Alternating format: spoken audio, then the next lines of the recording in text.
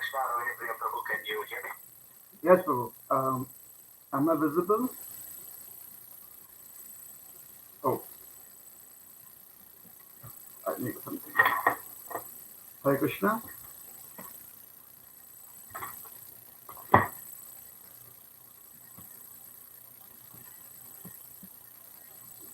Hare Krishna, Prabhu. Anand Gauranga, Prabhu.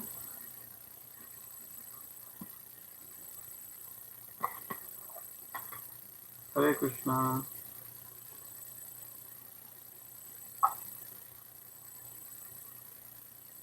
Prabhu, can you go? I can hear you. I can also hear Rohinipriya, Prabhu. Yeah, but we are not able to hear Prabhu. Hare Krishna, Hare Krishna, Krishna Krishna, Hare Hare. Not able to hear us. I can hear you now. I can hear you, Anand Gauranga, Prabhu. And Hare Krishna, Hare Krishna, Krishna Krishna, Hare Hare. Hare Ram, Ram Ram, Hare Hare.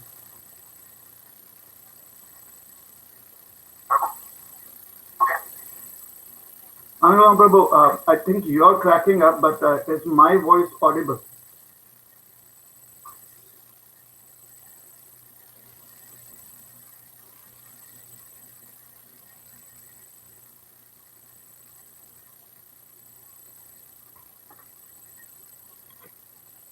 Hare Krishna.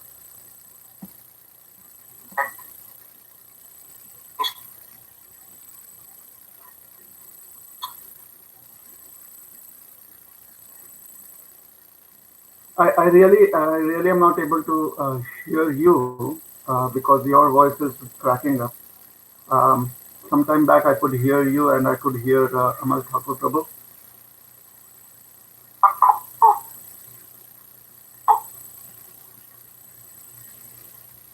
Do you want me to just continue? If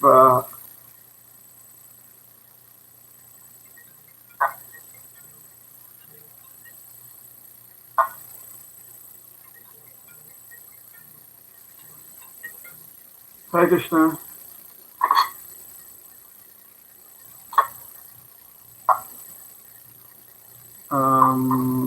Okay.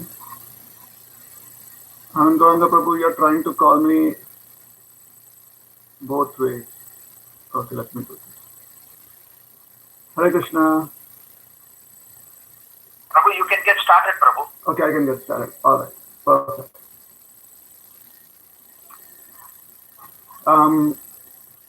नमो विष्णुपदाय कृष्णप्रेष्ठाय भूतले श्रीमते भक्तिवेदांत स्वामिनिति नामिने नमस्ते सारस्वती देवे गौरवाणी प्रचारिणे निर्विशेष शून्यवादी पाश्चात्यदेशतारिणे वाञ्छाकल्पतरुभ्यश्च कृपा सिन्धुभ्य एव च पतितानां पावनेभ्यो वैष्णवेभ्यो नमो नमः।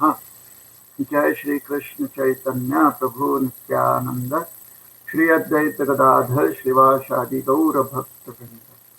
हरे कृष्ण कृष्ण कृष्ण हरे हरे, हरे Ram Ram Ram Hare Hare.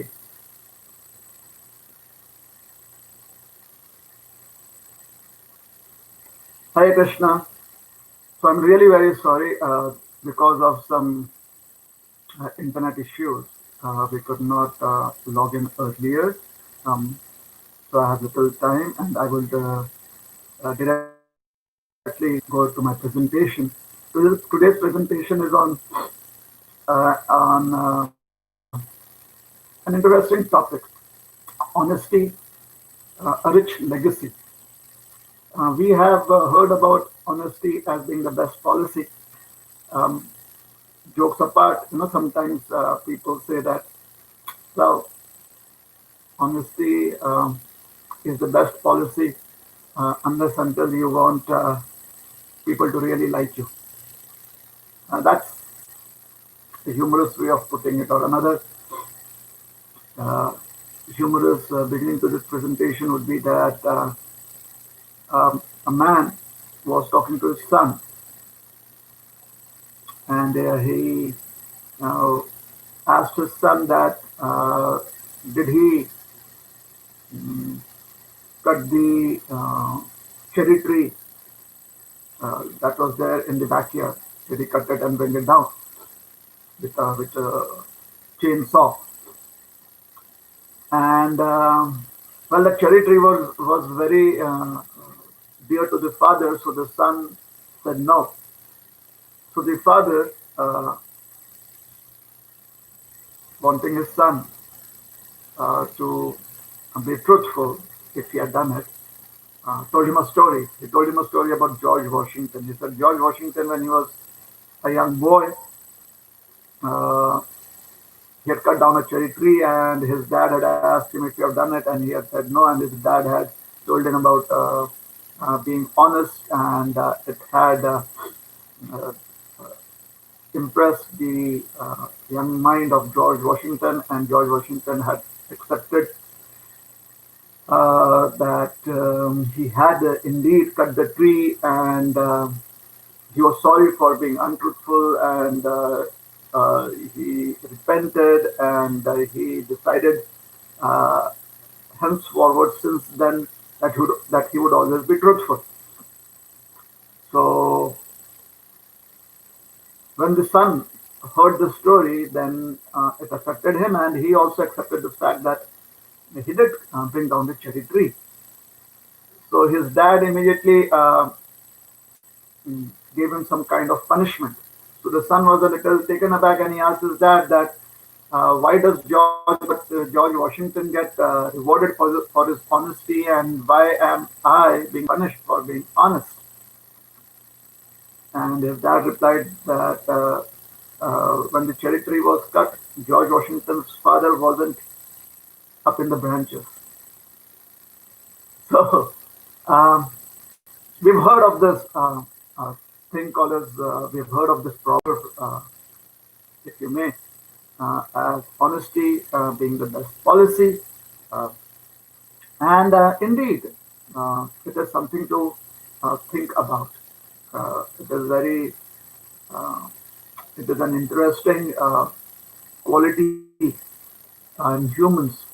Uh, it is a helpful quality for humans to be having in their arsenal, uh, to have their persona, to have their character or integrity, to have it supplemented with the quality of honesty.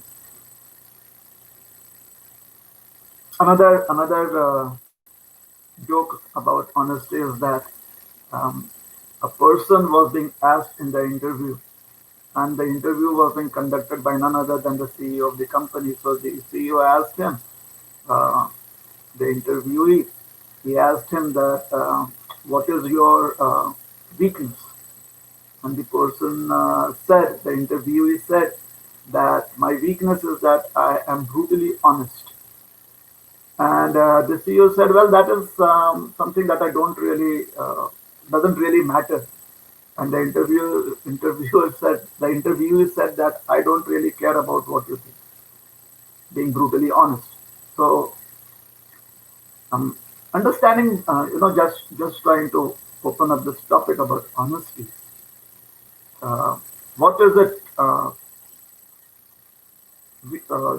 being honest, what does it mean to us? That is something that is what we may, time and again, we may have to introspect on, we may have to face or meditate on. This word honesty in English, it literally means uh, to be, to feel comfortable when explaining the truth, uh, even if circumstances are very uncomfortable. So that is a very simple understanding of what is honesty. We are not going to go into the etymology and different aspects of honesty. That was not what I wanted to do. Uh, I wanted to go into the legacy of honesty uh, within our culture, within our Vaishnav culture, or the legacy of honesty within the Gaudiya Sampradaya. Since we are all members of uh, the Gaudiya Sampradaya, we are the followers of Sri Chaitanya Mahaprabhu, and we are following in the footsteps of those who follow Sri Chaitanya Mahaprabhu and Sri Chaitanya Mahaprabhu's teaching. So we are Gaudiyas, we are Gaudiya Vaishnavas, and the legacy of honesty within our culture is what we could briefly discuss today. To start off, let me tell you a short story about honesty as understood by people in general, not just the Gaudiya Vaishnava community, but something that could resonate with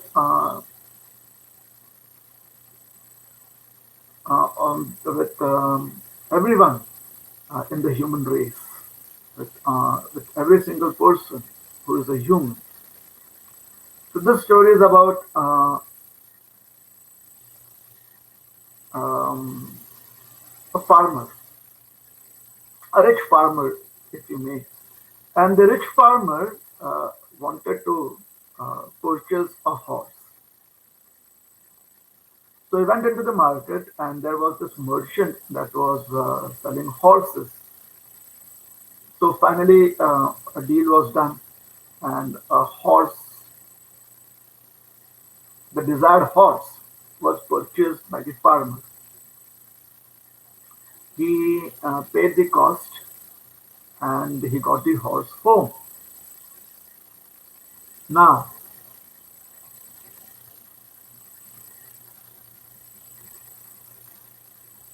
his servant,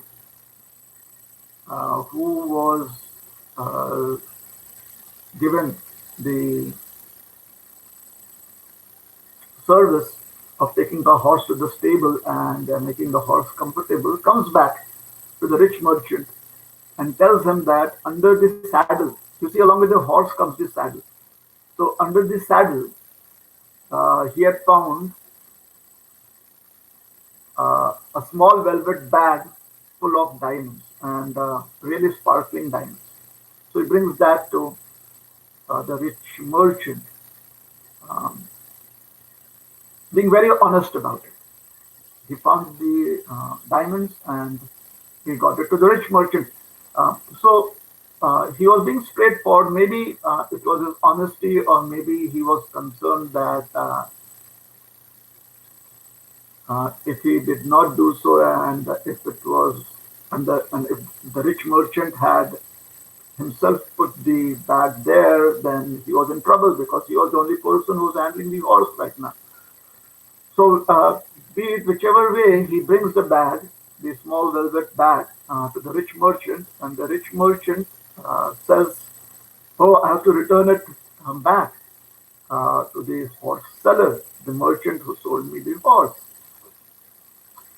And the servant tells him that, "Dear master, since you bought the horse, so um, legally speaking, whatever comes along with the horse is also yours. So you need not uh, give back this bag of diamonds to the horse seller." But the merchant is not convinced. So the merchant goes back to the horse seller, and he gives him his velvet bag of diamonds. The horse seller is so grateful because that was worth a lot of money, all those diamonds.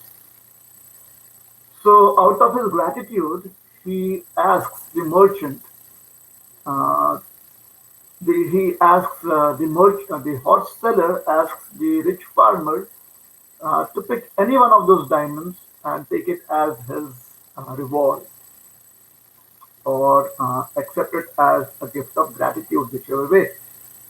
So he he asks the rich farmer to do that. The rich farmer refuses, and he says that, well, I purchased the horse from you, and I got a good deal. I'm happy with the deal. I'm happy with the price. Uh, and that these diamonds are not mine. I never purchased it, nor did I own it. They are yours. So I do not need any of your diamonds. And the horse seller uh, was really surprised, and he couldn't say a word. And because he was so taken aback. So the rich merchant, he told him, actually, when I returned back the bag of diamonds to you, I kept with me two of the most precious diamonds with me already, and this made the horse seller uh, very angry. Like, he's already kept two of his diamonds, it kind of made him suspicious. His anger was written on his face, and he also picked up the velvet bag and he started counting all of his diamonds. And to his utter surprise, all of his diamonds were there. So he said, "Hey, I know the diamonds that I had in this bag. I know the number of diamonds I had here, and all of them are here. So, uh, why did you say that you picked up, or you have already kept?" He did not say picked up. He said, "I've already kept two of the diamonds that are most precious." Why did you say that you have kept two of the diamonds that are the most precious? And the merchant and the rich farmer, he said that I did.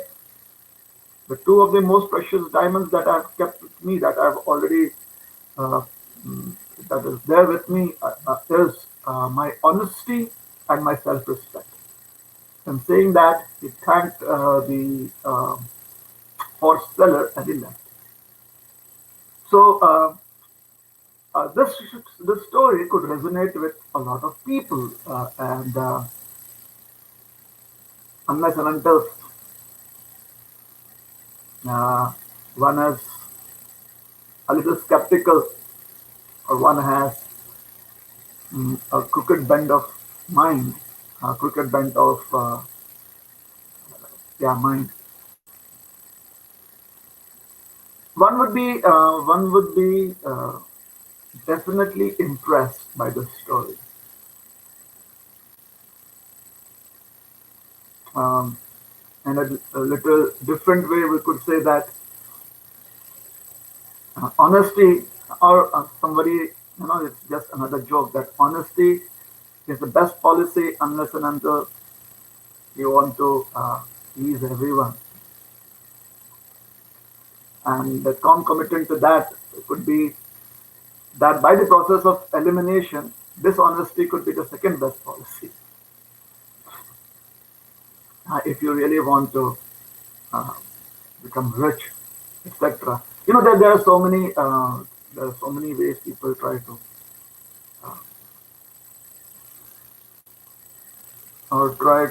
uh, explain reality versus idealism.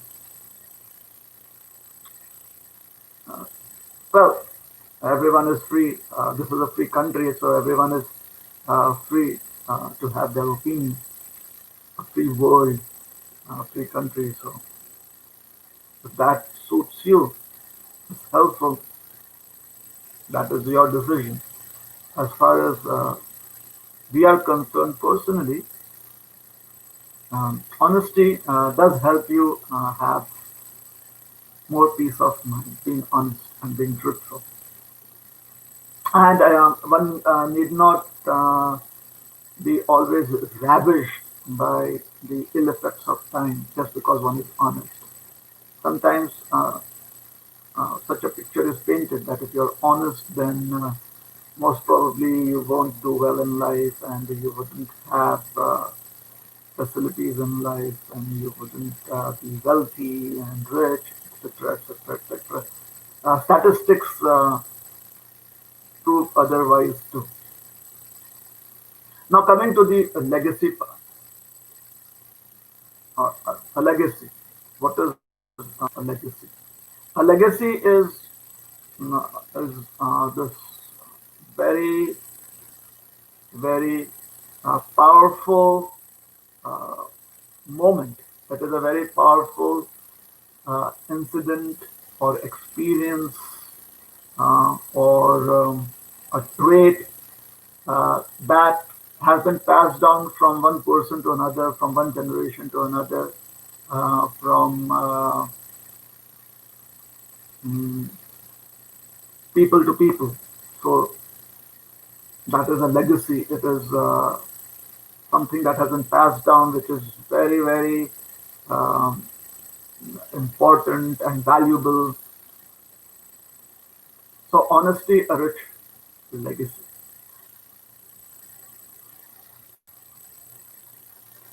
In lighter vein, again, a very short, humorous story.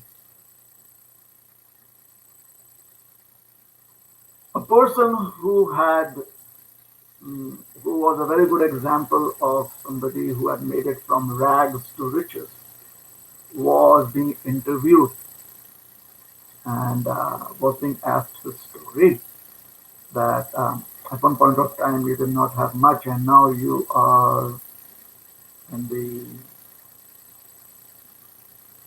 top 50 uh, wealthiest people of the world. So, how did you do it? He said, well, I started off by trading. So, I had one item, let's say he had some merchandise and he sold it at a profit. Then he went back and purchased more.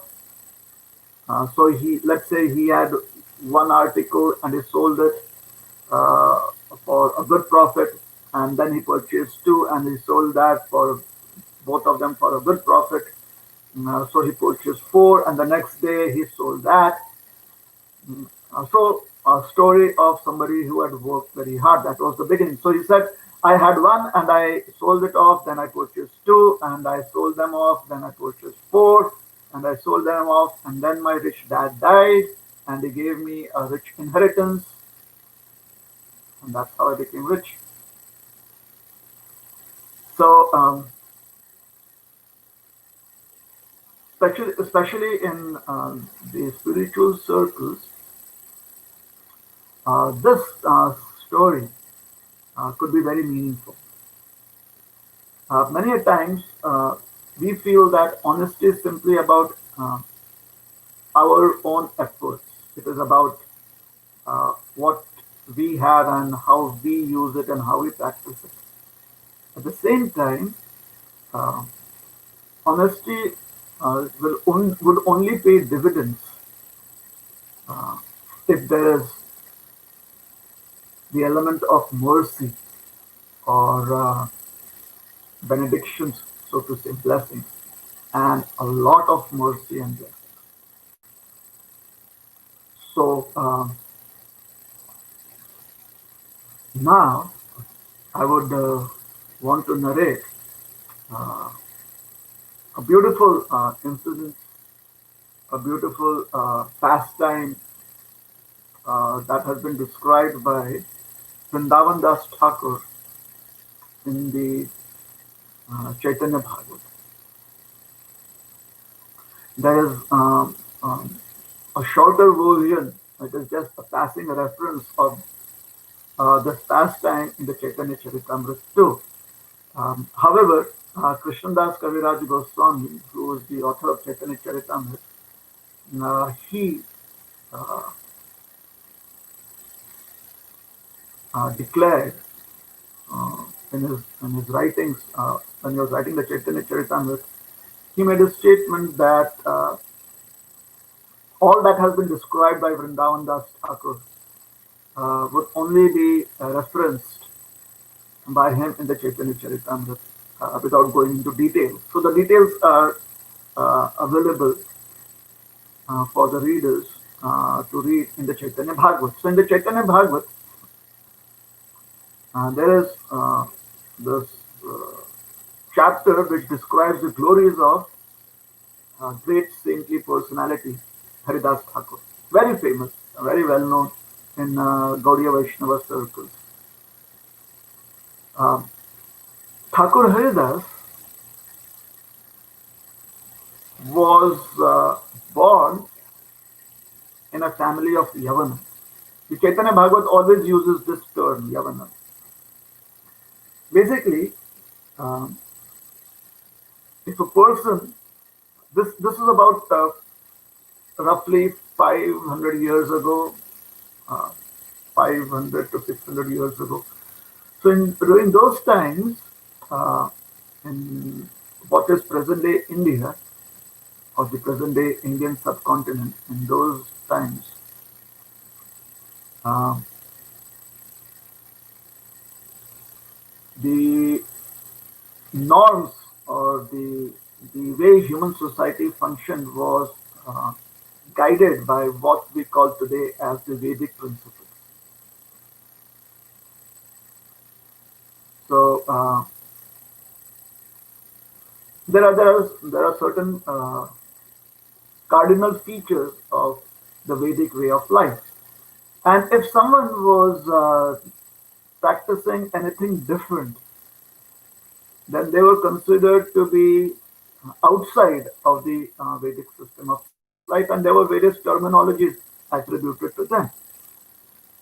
So Thakur Haridas had been born in a family that was not practicing the uh, Vedic principles. They were practicing, they had faith uh, in a different kind of belief. And the belief that they professed or practiced, that the family of Haridas Thakur practiced, was called as the Yavana race, the practice of the Yavanas. So Yavanas were, they, uh, they felt that they had to express their individual identity and their differences from the Vedic way of practice. So there was always this tension between the people of these various communities, especially those who accepted the Vedic way of life and those who accepted the Yavana way of life. Yavan. So Thakur Haridas, although he was born in a family of Yavanas, and there was this definite tension between the communities, he was very inclined to the Vedic perspective and the Vedic way of life. So much so that he left home at a very early age when he was still a boy. And he lived a life of a mendicant that was uh,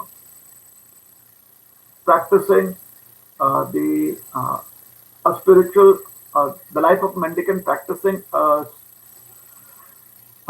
spiritual process inherent to the Vedic system. This process that is inherent to the Vedic system is called as Nam Sankirtan, or chanting of the holy names of the Lord, especially the names that are in connection to the Lord's personality as Krishna, the Supreme Personality of Godhead. Specifically, that was his spiritual orientation. That was um, Haridas Thakur's practice, that he was attracted to Lord Krishna and Lord Krishna's teachings, and to people who were adhering to the teachings of Lord Shri Krishna. Uh, uh, to the ritualistic practitioners of the Yavana religion, or the Yavana community, not religion, but Yavana community, this was unexpected, especially those who were very ritualistic and those who were very, um, they had this malignant pride. They had this unhealthy pride of having they are superior to the other community. So certain members of the Yavan community were not happy with Haridas Thakur. So this story, today's story is about when Haridas Thakur was in his uh, middle ages, must be, uh, he was beyond his 20s or maybe in his 30s, uh, somewhere about that time. So Thakur Haridas had come to this rich tract of land, rich in terms of material wealth and also culture and traditions, uh, Navadvip. And Navadvip is this really, in those times, it was the center of learning. It was this tract of land which was very prosperous, and uh, there were so many cities and so many townships. All of them had uh, sprouted up. They had grown up. All these towns and cities, townships and cities. They had come up along the banks of the Ganga, and also further away from the Ganga, being connected to each other. So a huge mass of interconnected cities and townships. Nowadays, so he had come to this township from his ancestral place, which was far, far away in his East Bengal. He had come to Navadvip, which is typically in what is called as West Bengal, and settled down there. He was still a mendicant. He was still a kind of a loner. He would practice his spiritual practices um, as a loner, as a reclusive ascetic. So he had come to the town of Fulia. Now this town had the population there was very, very respectful towards saintly personalities. So quickly, uh, the the presence of Haridas Thakur was felt in the town of Fulia. And the people of Fulia were so happy to have him amongst them in their midst.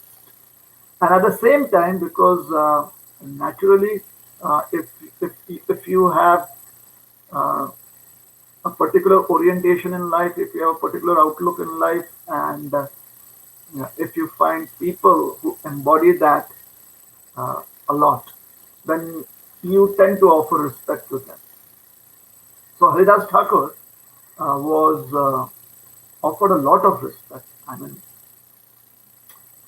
in today's times, if we can superimpose uh, today's understandings of respect, and today if Thakur Haridas would have been in Fulia, and Fulia was in present day in 2020, and Thakur Haridas was here in 2020, then Thakur Haridas would have been somebody who was immensely popular on Facebook or Twitter, uh, you know, the Twitter handle of Fulia Town and the Facebook page of Fulia Town uh, was every day reporting the glories of Thakur Haridas.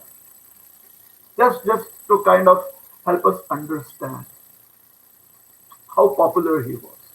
So he was immensely popular, and people would come to him and seek blessings. People would just want to visit him, or they would wish that he would come and visit their community or their neighborhood during his travels. So, being a reclusive, not reclusive, but being uh, an ascetic that would practice his bhajan singularly or his bhajan alone. Typically, he would spend time roaming about. Now, before Haridas Thakur's coming to Fulia, the town of Fulia, which was a mixture of many races and communities and people of different beliefs. So there was a huge presence of those who followed the Vedic lifestyle and huge presence of those who followed the Yavana lifestyle. And in fact, um, uh, a lot of managerial positions or a lot of governmental positions were being held by people of various communities. So there were governmental officials from the Yavana community, and one of them was known as the Qazi, uh, something as the religious and governmental head of that community or of that township, called as the Qazi, uh, was a religious fanatic. And this Qazi uh, was very ritualistic too. So he was picture perfect in terms of the rituals of the Yavana community. And he had also marketed himself very well. So he had a lot of followers. So now comes in Thakur Haridas, who is just a mendicant, who's just a nobody, and quickly he has more followers than the Qazi. And now people are talking about him. So, if you want to understand the situation in present times, then basically CNN and News 24 and you take it, all the tabloids, uh, they're trying to get footages of Haridas Thakur because that is where the TRP ratings were. That is where you got the uh, your revenue. YouTube was full of Thakur Haridas's footages. People interacting with him, people talking about him. There were panels discussing. So that would have happened today. That was the kind of popularity Haridas Thakur was getting in Fulia. So the Qazi, he becomes envious of Haridas Thakur and he finds uh, reasons to be able to prosecute him. So the Qazi, he goes to the local king, the king of Bengal. He has access to the king of Bengal. And the king of Bengal, because Navadvip was it was kind of the capital. So the king of Bengal, and those were the precincts where he would he would spend a lot of time. So the Qazi of Fulia had access to the king of Bengal. So he approached the king of Bengal and he told him that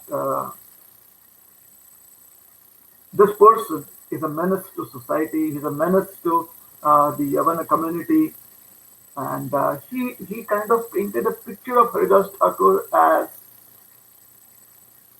um, as um,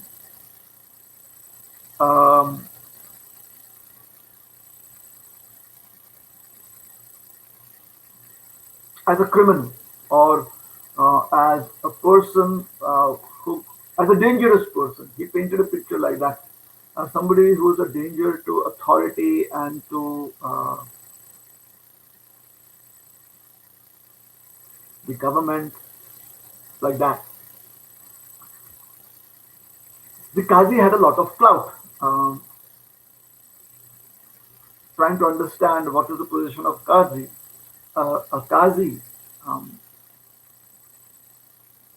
can actually uh, influence a king to influence the decisions or the uh, proposals that the king and his government could implement. A Qazi has that kind of power. So the king had to pay attention to this Qazi. So he gets Haridas Thakur arrested. And there are so many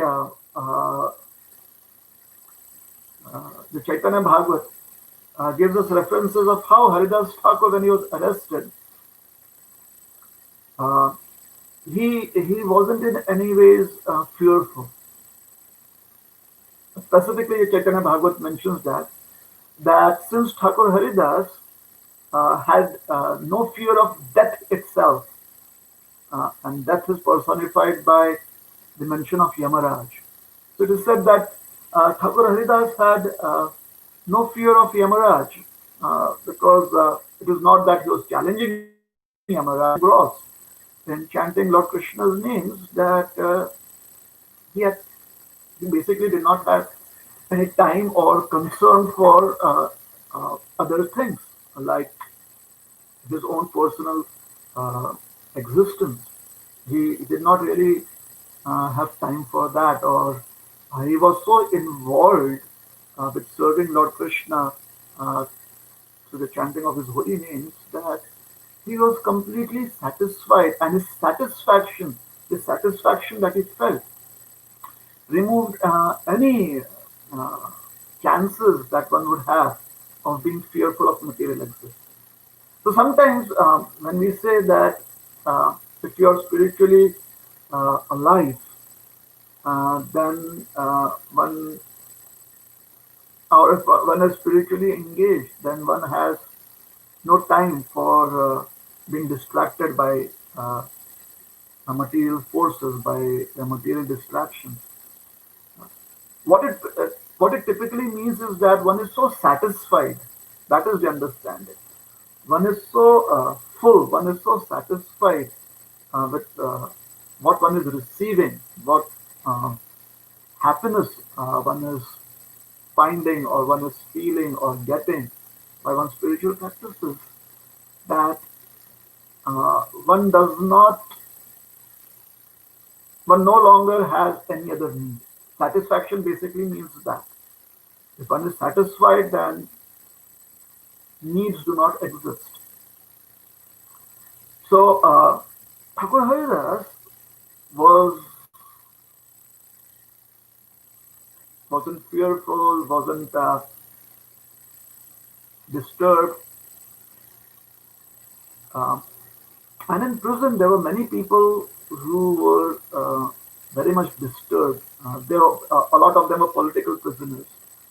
Uh, and Chaitanya Bhagavat describes how Thakur Haridas helped them see the truth of being satisfied in whichever situation one is in. So we may not be able to go into that for the lack of time. Where what I want to come to is in connection with the topic. So Thakur Haridas is brought in front of the king of Bengal, and the king of Bengal he sees him, and the king of Bengal is a man of experience. He's a king. He's seen a lot. He's interacted with so many people, uh, such a wide diaspora of people and personalities. A king would be expected to be a good judge of men and a good judge of situations. Just experience does that to you. So Haridas's presence makes the king feel inclined towards him. So the king uh, he knows that the Qazi is not happy with Haridas Thakur, and he knows that the Qazi is expecting that he punish Haridas Thakur, the king punish Haridas Thakur. But at the same time, being a good judge of men, as soon as the Qazi sees Haridas Thakur, uh, he becomes very favorably inclined towards him. In fact, the Chaitanya Bhagavat says, this is in Bengali, अति मनोहर तेज देखिया तहान परम गौरवे वशिबारे दिलस्थान वशिबारे दिलस्थान अति मनोहर तेज देखिया तहान. When the king saw Haridas Thakur's brilliant effulgence, Parama Gaurave, with great respect, Vashibare Dilasthana. He offered him a seat. This must have really riled the Kazi, because the Kazi was expecting that the king should treat him as an offender. Here the king offers him a seat, a respectful seat, a seat of respect. And then the Kazi inquired from him that, my dear brother, why do you have such a mentality? By good fortune, you've been born a Yavan. So why do you follow the religious practices of the Hindus? So those who were practicing the Vedic principles then were called the Hindus as they are called today. So why do you follow the religious practices of the Hindus? And then the Chaitanya Bhagavat mentions the kind of tension that existed between the two communities. He said the king himself is from the Yavana community, the king of Bengal. He was born in the Yavana community, and they are they are not able to accept various tenets of the practices of the Hindus. It's like certain practice, certain and certain understandings. It's a matter of looking east or west. That's how juxtaposed some of the matters are very opposite to each other. So that is being expressed by the king here, and the king says, "We don't even eat rice that's been touched by Hindus." Now, rice in Bengal is staple diet, and in those times, rice was the be all and end all. Rice was the pizza of those times. So when it's like somebody saying that we don't even eat pizzas that has been touched by the Hindus, what about being cooked by them? What to speak about being cooked? So we don't even eat rice that's been touched by the Hindus. So why are you degrading yourself? You've been born in a high family, a Yavana family. You are transgressing your caste and religion to follow the religion of others. How will you attain salvation? The king is taking this discussion to that platform. That this is a king, so he is well read. He understands spirituality. He considers Haridas Thakur to be a man uh, uh, of religion or a person of religion. So he says, you are a person of religion. You are interested in salvation. How are you going to get salvation if you give up your own practices? And then he says, whatever sinful activities you've unknowingly performed, meaning that you're saying that which is very foreign and it is looked down upon uh, in the community that you're born into. This says whatever sinful activities you've unknowingly performed can be cleared by uttering karma. So it's like you know uh, this process that the king was offering to him is like being a reborn, like being baptized again or being initiated again, reinitiated into this understanding of pure uh, religious practices, pure religious practice. So he was offering him that opportunity, come back, be reborn. So the Qazi, also being a learned person, although within his heart he had different intentions, he really wanted to see Haridas being punished severely, like physical punishment, maybe even death. So those were the thoughts that the Qazi had in his mind or within his heart. But he also was well learned, at least in legal matters.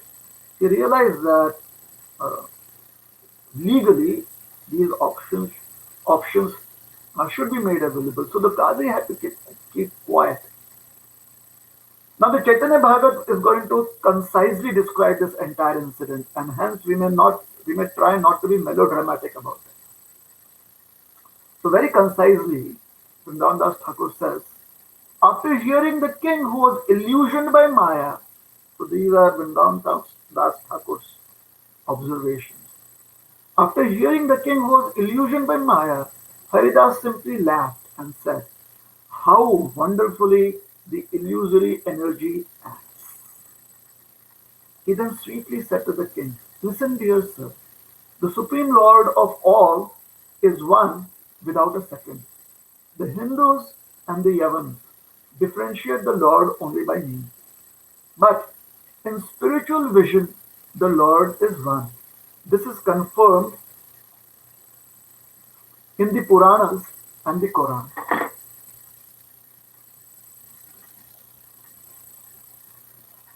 The pure, eternal, non-dual, inexhaustible Lord sits in the heart of everyone.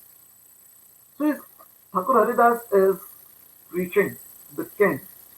Uh, but we may not, as I said, we do not have to be melodramatic. Here are two learned people uh, who are expressing their individual understanding of their subjects of knowledge, their teachings. The Lord induces everyone to work in a particular way, and everyone in the material world acts accordingly. Basically, it means the king is acting accordingly, the Qazi is acting accordingly, Thakur Haridas is acting accordingly. The names and qualities of that Lord are chanted by everyone according to the respectful scripture injunction. The Supreme Lord accepts the devotion of everyone, but if anyone is envious of his children, then he retaliates. Therefore, I am only acting under the inspiration of the Supreme Lord. By his own desire, a Hindu Brahmin may also become a Muslim. It is quite possible if that is what one is inspired by. A Hindu Brahmin, here the word is Yavan, may also become a Yavan. And what could the Hindus do about that? That is that person's karma. If one is already dead, then what is the use of killing him? In other words, if one has already accepted the principles that are unacceptable, then according to the uh, beliefs that people have in particular communities, that person is socially unacceptable, which means dead, socially dead. Unacceptable means does not exist for their community. So if already that person does not exist, then where is the question of feeling envy and wanting to kill? Why would anyone feel like that? Why would anyone feel insecure like that? So, dear sir, now you can judge. If I'm at fault, then you may punish me. All the Yavanas were convinced and satisfied by Haridas's statement. So, this was a court of learned people, the king's court. So, everyone, including the king, were satisfied. The Qazi, who had a period, who was painfully being uh, disturbed by this contamination of envy. The sinful Qazi, he instigated the king, saying, punish him. So the Qazi has that kind of clout that the king has to listen to him. This miscreant will create other miscreants and he'll bring a bad name to the Yavana community.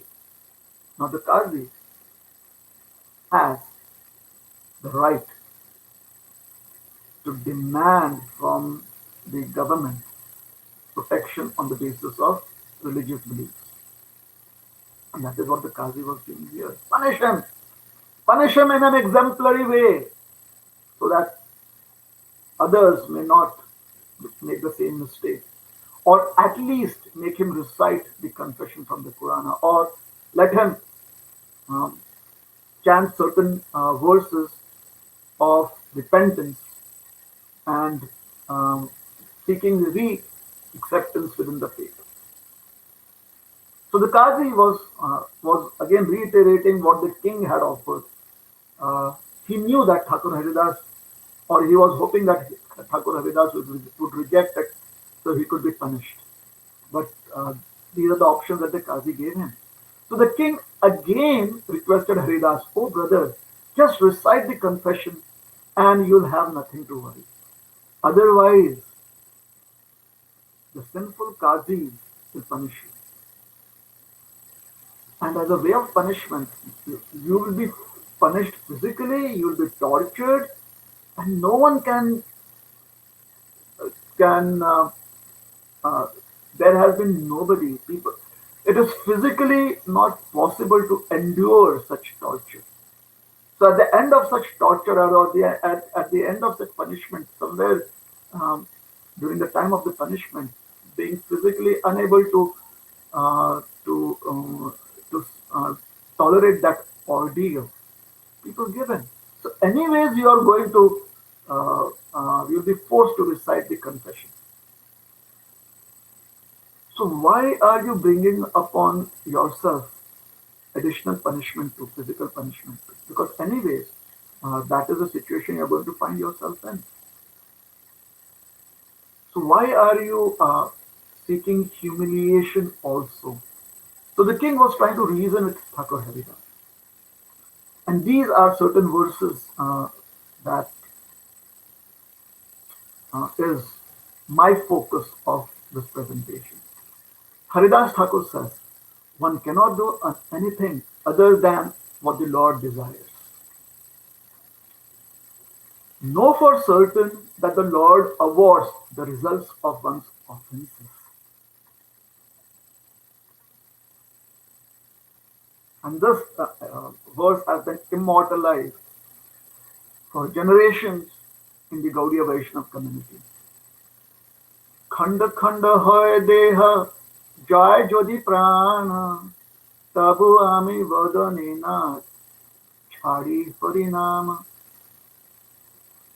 Thakur Haridas says, even if my body is cut into pieces and I give up my life, I will never give up chanting the Lord's holy name. Such clarity, such expression of honesty, fearlessness, if that is what we may call it. The Supreme Lord inspires everyone to have their seekings, to have their leanings, to have their understandings and attractions. This is where I am, says Haridas. He's being utterly honest here. That jewel of honesty. Now, we were speaking about mercy too. Is being honest uh, the be all and end all? Let us see. Very briefly, I'll summarize what happens now. When the Qazi heard this, he turned to the king and very defiantly, or in a very superior manner, he said, "My dear king, now what are you going to do?" Like he is challenging you. So what are you going to do? So the king is forced to give punishment to Haridas Thakur. So he tells the Qazi that you decide what kind of punishment he should have. So the Qazi has become so hard-hearted till now that he says that Thakur Haridas should be whipped uh, uh, through 22 marketplaces, and he should be severely whipped. So what that would mean is that maybe in the first marketplace, or at the most the second or the third marketplace, those whippings would make it impossible for a person to survive. A person would be dead in the very first marketplace. So the jallas, or the punishers, they were already there, those who would whip him. Thakur Haridas survived these beatings in 22 marketplaces. And the only way that uh, could happen was because Lord Chaitanya personally descended and with his own transcendental uh, form, he covered the body of Haridas Thakur and received the lashes on his own transcendental body. So the lashes, the Lord, by his mystical potency, he did that. He covered up the body of Haridas Thakur with his own form and received those lashes on himself. The Lord being the supreme absolute, the supreme powerful, these lashes, they could not take away uh, the Lord's life in one sense, but the lashes were received by the Lord. So this is mercy. So this is our legacy, honesty legacy. You see, we may try and practice our religious beliefs, we may practice our sadhana. It is like trying to honestly carry out our affairs in this material world.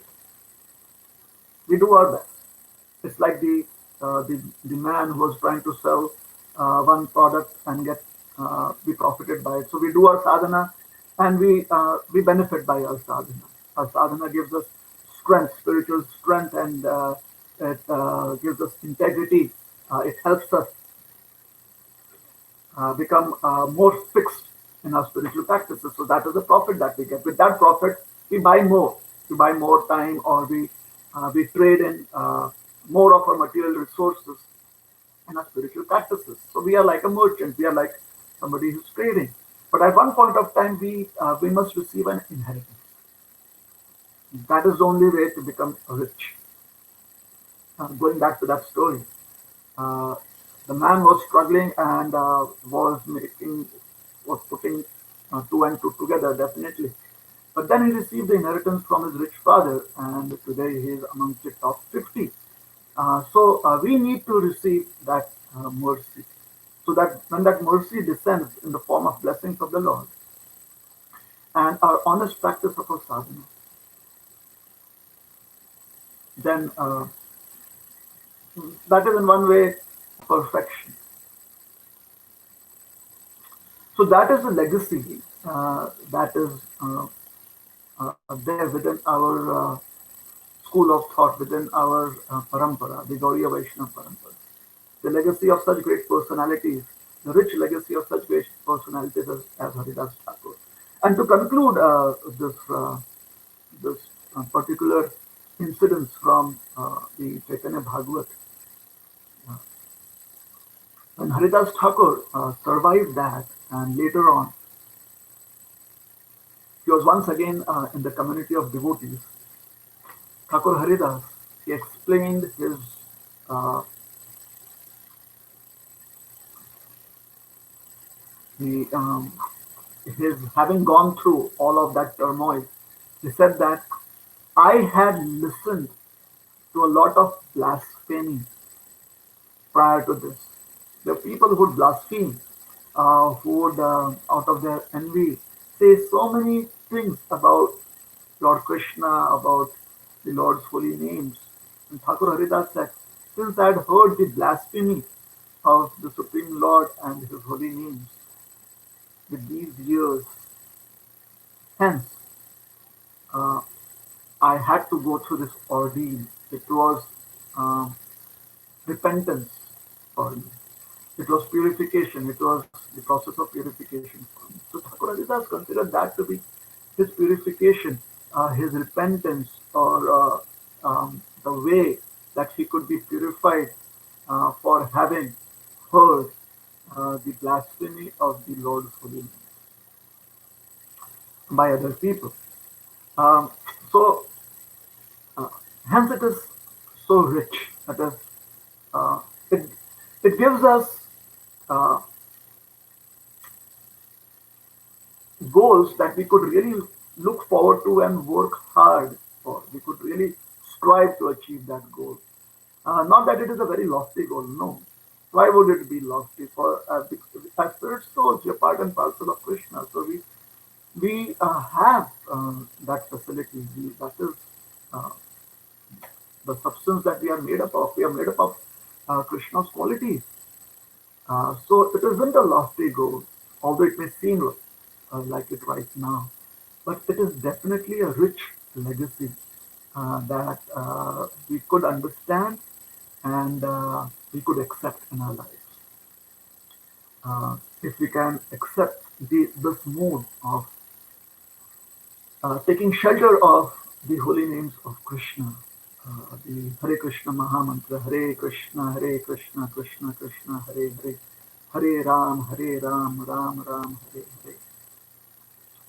Hare, then the world of blessings could open up for us. So I'll stop here. Uh, it's a little late. Thank you very much, Hare Krishna. I'm not sure if I'll be able to hear Anand Gauranga Prabhu clearly, but if there are any comments or any reflections or even questions at this point of time, and if you have time for it, then please let me know.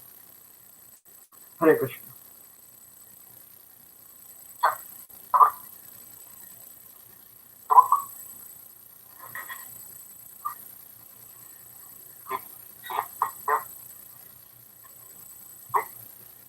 Anand Gauranga Prabhu, I'm not sure if it is just me, but you're really breaking up. Your voice is really breaking up for me.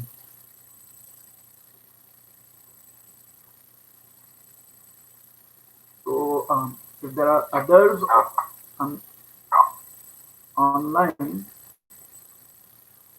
if there's somebody who wants to say something, then maybe I'll be able to hear because I'm not able to hear you clearly.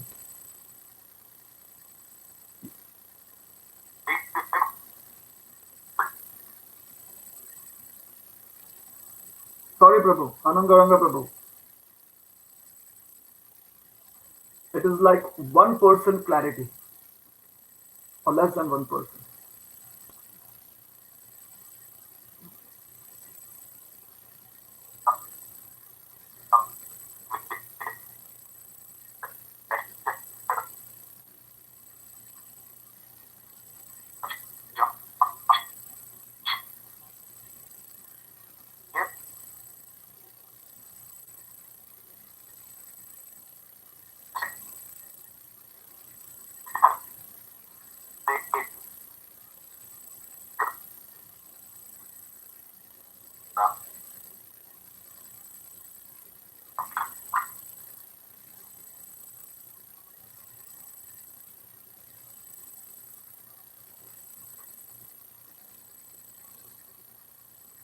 Hare Krishna.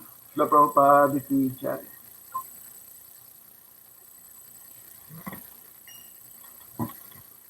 नमो विष्णुपदाय कृष्णप्रेष्ठाय भूतले श्रीमते भक्तिवेदांत स्वामिने नमस्ते सारस्वते